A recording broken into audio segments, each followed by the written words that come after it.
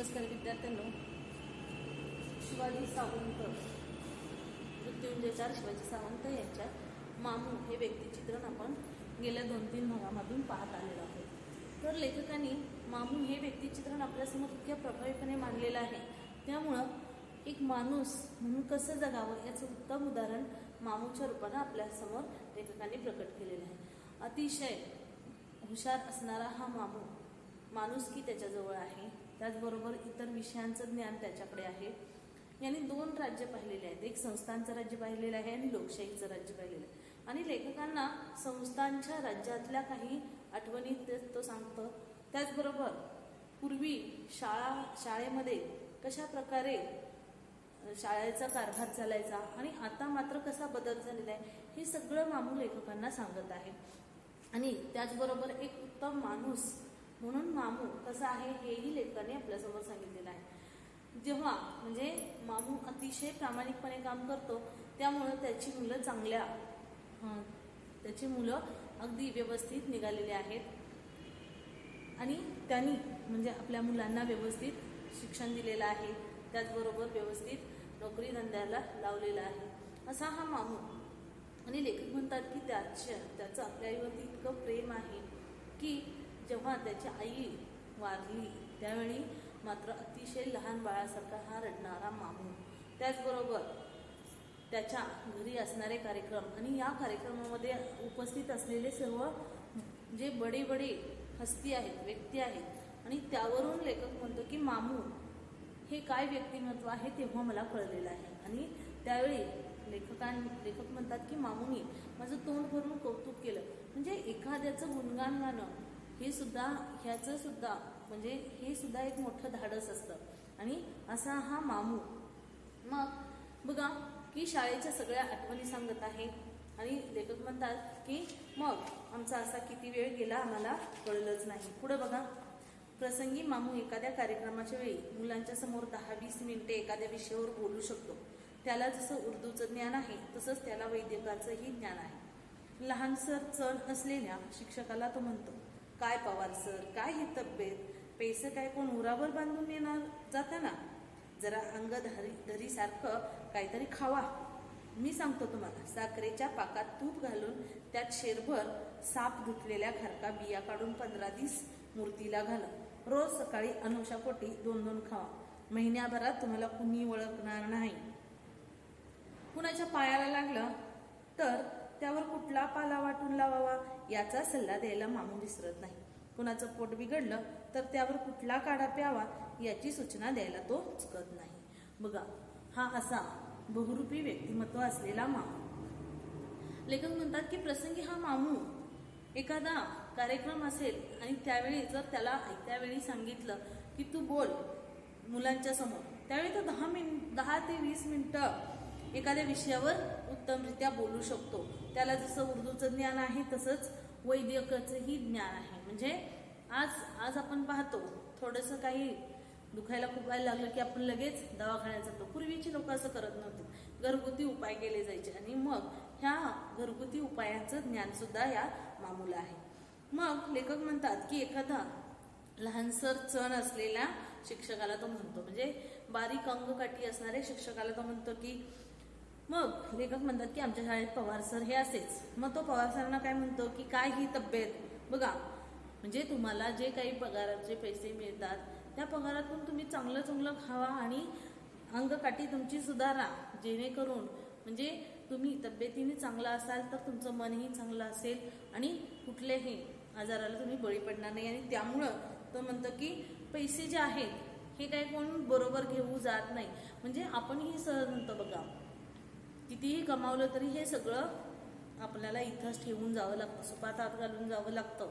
म्हणजे काय तर सुपात हात घालून असं म्हणतात की सुपात हात घालून आपण असं म्हणायचं असतं की मी वरतून येताना काही आणलेलं नाही आणि आता जाताना घेऊन काही जाणार नाही आणि कोणीही काही घेऊन जात नाही। आणि म्हणून असं म्हणतो की पैसे काय कोण उरावर बांधून येणार आहे जाताना, थोडंसं अंगाला लागेल म्हणजे अंगकाठी सुधारेल असं काहीतरी खावा।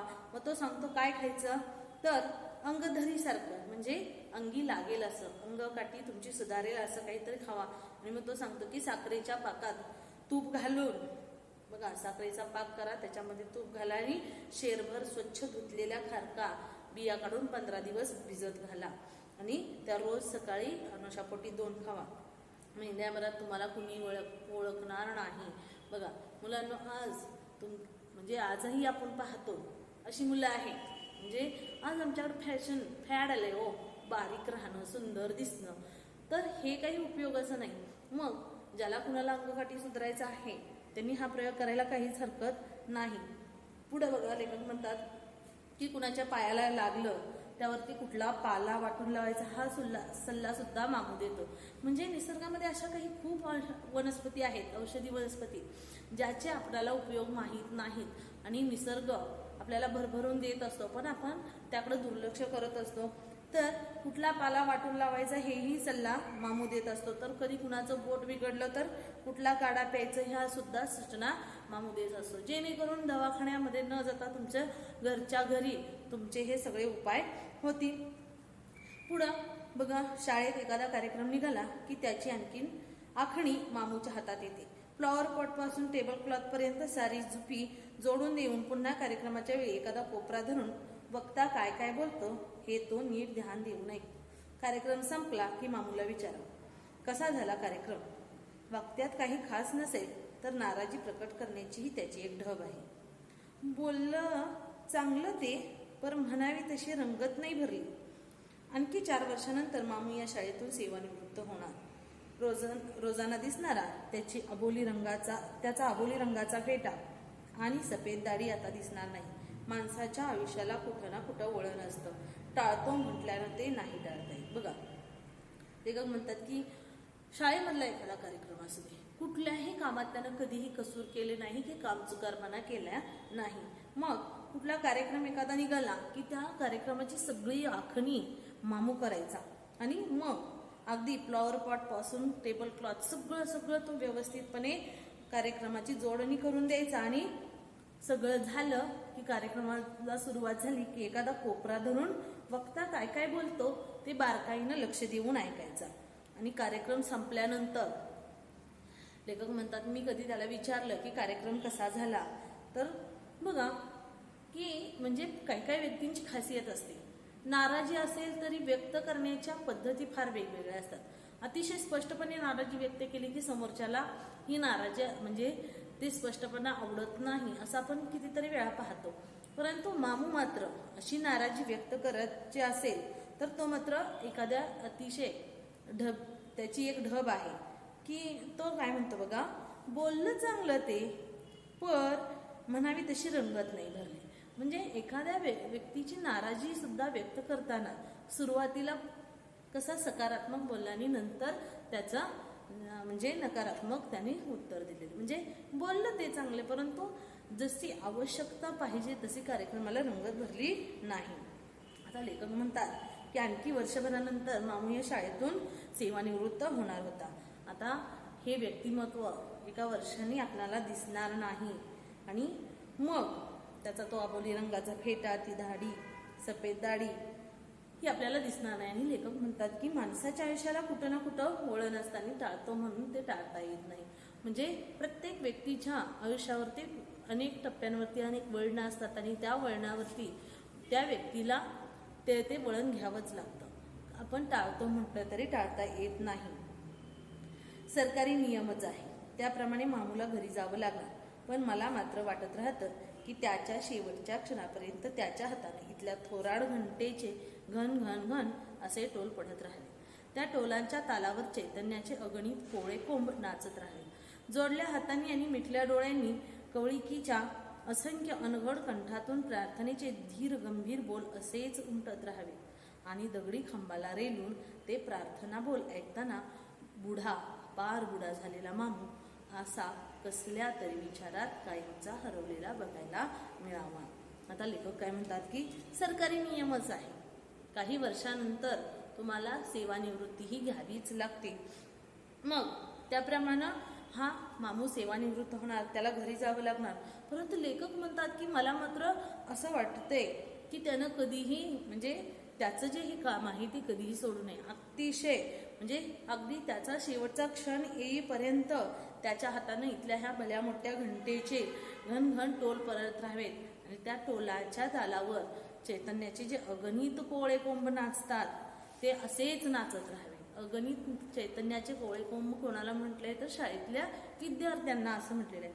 कारण बघा, या शाळेतल्या मुलांच्या मध्ये अतिशय चैतन्य असं उत्साह असतं आणि या उत्साहामध्ये ते अतिशय छानपैकी बागडत राहतात आणि म्हणूनच लेखक म्हणतात की हे कोळे कोंब त्यांनी दिलेल्या घंटेच्या तालावरती नाचत राहावेत आणि ही जी मुलं आहेत ती जोडल्या हातांनी मिटल्या डोळ्यांनी त्यांच्या कोवळ्या कंठातून अनघड अशा कंठातून, अनघड म्हणजे न घडलेल्या कंठातून प्रार्थनेचे जे काही धीर गंभीर बोल आहेत ते असेच उमटत राहावेत आणि ते जे सूर आहेत ते सूर दगडी खांबाला रेलून ते प्रार्थनेचे बोल ऐकणारा जो बुढा, अतिशय पार बुडा झालेला मामू कसल्या तरी विचारात कायम हरवलेला बघायला मिळावा.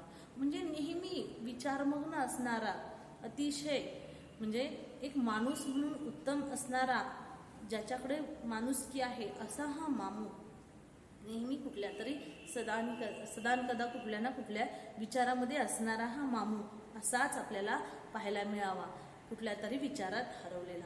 अशा प्रकारे लेखकांनी मामूचं हे व्यक्तिचित्र उत्तम प्रकारे आपल्यासमोर मांडलेलं आहे आणि त्याबरोबरच हा मामू हे व्यक्तिचित्र संपलेलं आहे. धन्यवाद.